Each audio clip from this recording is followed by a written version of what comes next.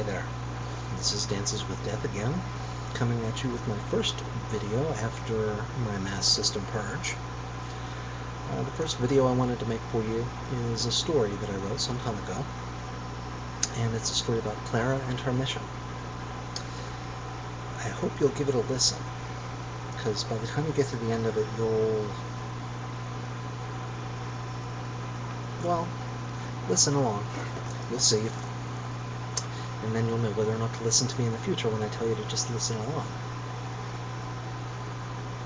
Clara stepped nervously up to the curb, where she stopped and waited. For what, she didn't know, but surely she must be waiting for something, for it wasn't like Clara to simply stop and wait for no good reason at all. Whatever it was, she thought, it was sure to come to her any moment now. Anxious anticipation made the veins in her ankles bulge a little, but no one seemed to notice. And she was too preoccupied to care.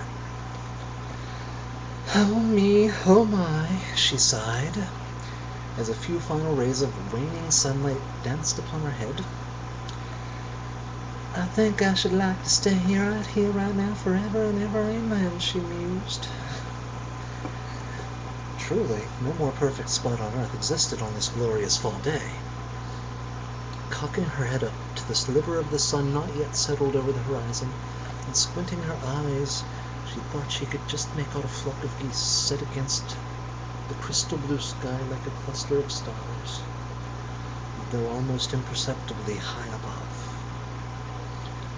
In fact, they were so tiny from being so far away, she didn't completely feel confident that she hadn't imagined the entire thing. Dust mites playing tricks with her mind, perhaps. It was a memorable image nonetheless. A backfiring truck in front of her brought Clara sharply back to reality after a mental trip that she'd already forgotten. Something about the way the soot clung to the side of the red truck's passenger side door made her remember why she had come here to begin with. And so, Clara made her first attempt at carrying out her mission. Thousand souls or more seemed to weigh in upon her shoulders, as if the eyes of the world for all time were watching this one moment, this one single solitary moment in her life, waiting, looking for something, anything, that might give them a clue as to why she was ado, what she was about to do. She wasn't normally prone to such paranoia, but this was a big step for her after all. One couldn't be too careful when deliberating about such things. Gathering a deep breath, Clara looked to her left to make sure there were no cars coming. There weren't. Then she looked to her right to make sure no cars were coming.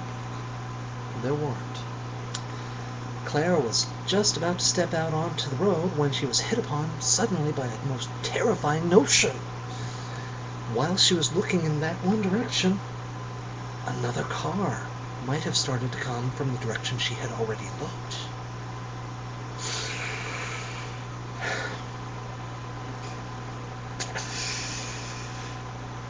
Eyes wide with horror at the notion, Clara just sort of smacked herself in the head, spun around, and backed away from the corner.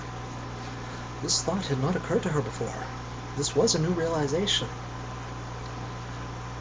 "Perhaps this isn't such a good idea," she said. To herself, of course. After an extended period of time, twitching her head back and forth, pacing to and fro every which way, including loose, Clara finally made up her mind and decided to just do it. She was tired of the excuses. She was sick of the lies she had to keep telling herself to keep from doing it. So once more, she strode up to the curb, infinitely more resolute this time, and quite nonchalantly extended one orange foot in front of the other. She heard screeches and squeals and slams, displaced mailboxes, and both shattered and crackling glass. But she didn't care. She was on a mission. A hubcap rolled off somewhere just behind her, narrowly missing her fourth toe. Just the same, the noises only inspired her to move more quickly towards her goal. For the first time in her life, Clara had finally done something just for the sake of doing it, and she wasn't about to crap out now. Once past the hounds of the highway which had trapped her for so many years on the other side, Clara felt a new freedom beginning to emerge. The intensity of her immersion was almost frightening, yet she wouldn't have changed it even if she could.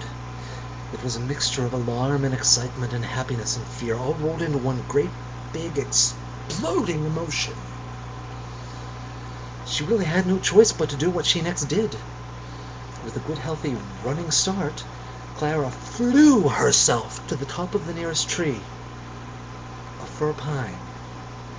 And even though she was a hen and not a rooster, she let out a crow the likes of which would give any rooster a run for his money on that glorious evening. After the excitement had settled down somewhat and the human mess on the road had been cleared off, Clara watched the sunset for the very first time in her life. She had never known where it went before. She was always in one of those human-made boxes by this time of day. Now, she finally understood. "You did good, girl," she laughed, talking to herself, since there wasn't anyone around just yet. Anyone else.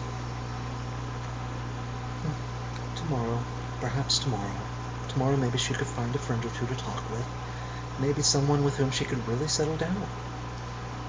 Clara ruffled her feathers and sank into the boughs of the pine tree for a nice, peaceful sleep beneath the open tree, beneath the open sky. Clara had finally made it to the other side. And now we know. Good night.